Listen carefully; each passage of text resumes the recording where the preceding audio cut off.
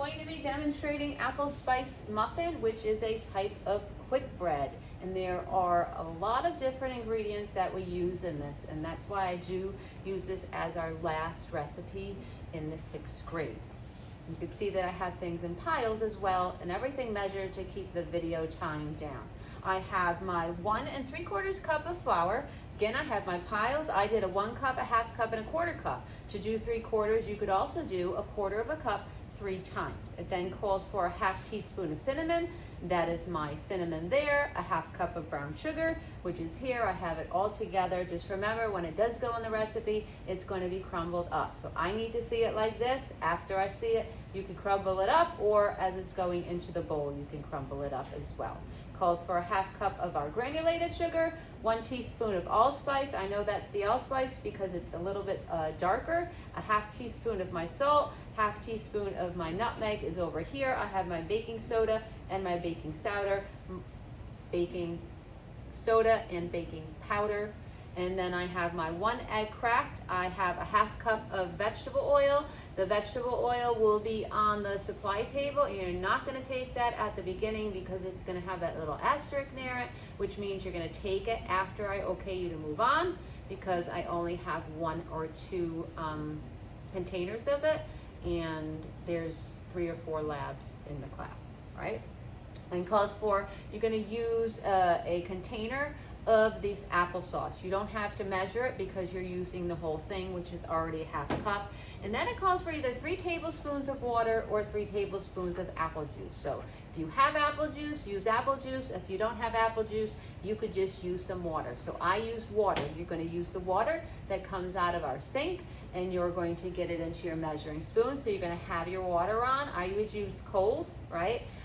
At a slow speed, or else it's going to go all over the place. So fill it up to the top, your large tablespoon, 3 times, and you're going to put that into the custard bowl. So my oven is already preheated, and I'm going to go with my directions. It says, in the electric mixing bowl, using the whisk attachment, beat together the liquid ingredients, which are going to be my egg, my oil, my applesauce, and the water.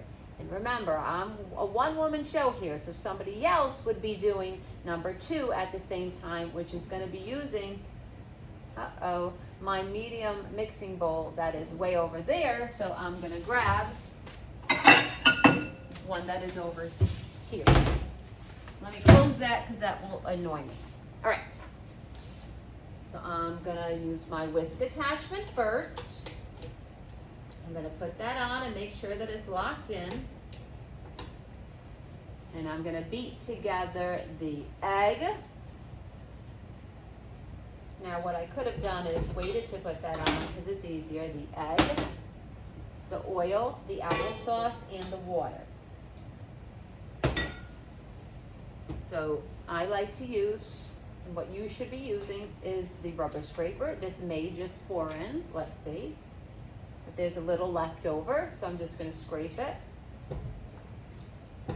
with my rubber scraper. Okay, just put this over here. I'm going to add my water in, and we're using the whisk attachment because it's mostly liquid ingredients right now. We want to mix and stir that all together. So I've locked it. Started off slow, and I'm going to bump it up there a little bit because you have that oil in there. We've been using butter a lot. This recipe calls for oil, so we want that egg and the oil and the water and the applesauce to all combine. I'm going to bump it up a little bit more.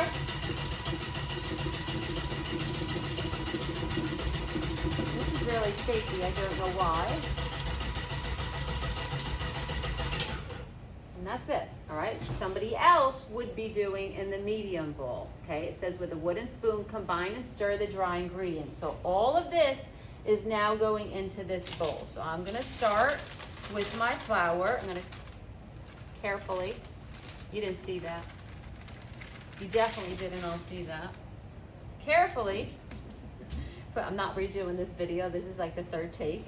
I'm going to crumble up my brown sugar. I'm going to put that in. There's going to be a lot of ingredients in this bowl. I may change it to actually a large bowl because I'm noticing now, but let's just see what happens here. Sugar, all my dry ingredients. So I can't overmix here. It's when I'm adding the two together, because remember, when you're making quick breads, you want to properly mix the liquid and the dry ingredients. And you don't want to overmix, because then it can cause tunnels in your bread. It can cause peaks. Mrs. Howard doesn't have the wooden spoon because it's over there as well. And I definitely want to stay on camera. All right, so I'm going to mix this all together. So I mean, I guess we could use the medium bowl. It may be better if we have the large bowl here, but I think I may already have copies made. So I may change it to a large bowl. But I'm not having a problem with the medium bowl. Okay, but you do want to make sure this is combined. Okay, you want to get all those spices combined as well. So that's number 2. Number 3 says to change the electric mixer to the paddle attachment. So I'm going to then take the whisk off. I have parchment paper over here. I probably could have done it with the paddle attachment, but because it was all liquids, I chose to use the whisk. So remember, always bring the machine to you, and I did it again. Oops, I did it again. So what I did is I put the paddle attachment on, and then I realized it's going to be easier to get all these ingredients in the bowl without the attachment on there. Okay? So I just see some brown sugar. All right, so this again, we're going to put it towards the middle. Pop that all in there, and just like the cornbread, I think I'm going to go about 10 seconds here, because you do not want to overmix. You want to properly mix the liquid and the dry ingredients. Or I'll know just by looking at your muffins, if you overmix them, they would have a peaked top. They should have a nice rounded top. If I bit into one and I got hungry throughout the day, there would be large tunnels. Small tunnels are normal, okay? Okay, I'm going to lock this, and I'm going to count to 10.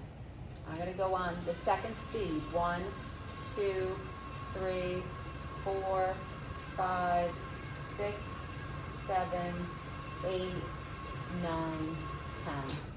Done. All right, I'm going to then take my rubber scraper, take my paddle attachment off, and then I'm going to move this. So I did see with the brownies, some of you were getting the brownie batter all over. So if I move it away, I'm going to have more space. Then I think I'm going to have to shut the video off for one moment, because again, my muffin tray is on the other side of the room. All right, but I'm going to get most of the batter.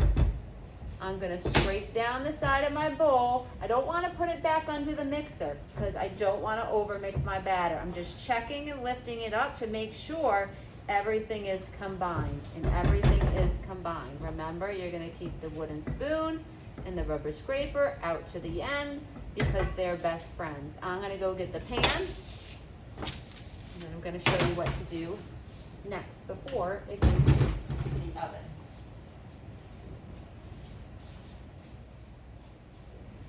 Okay, so I have my pan and I have my liners. I'm just going to fill them.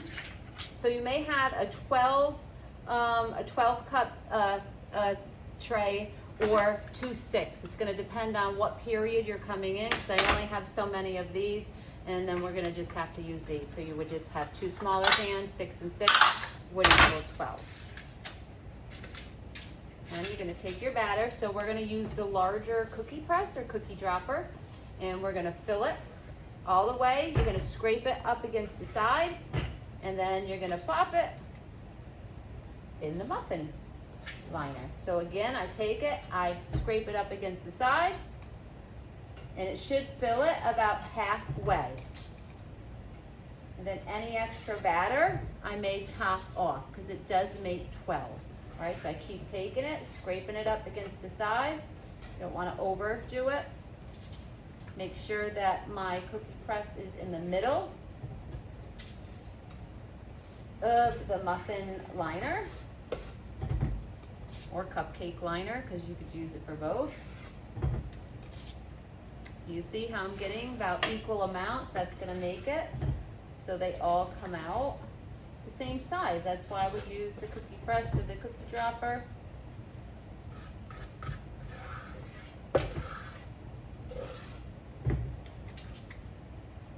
And then I have my rubber scraper. You may not think, but I'm gonna scrape this.